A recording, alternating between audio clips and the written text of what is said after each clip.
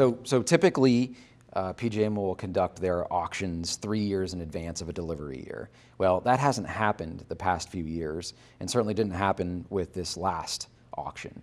So the 2025-2026 delivery year auction was supposed to take place in May of 2022, but that was delayed as FERC considered market reforms within PJM's capacity construct.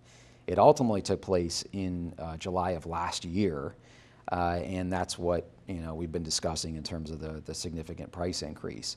But we have to remember that there's another auction coming up in July of this year on the 9th that's going to establish the price for 2026, 2027. That's the base residual auction. That's the main auction for each delivery year. That's what's going to happen coming up in July. Now, there are also additional market reforms that are being considered for that auction, which could affect, obviously, the outcome and the price that's established.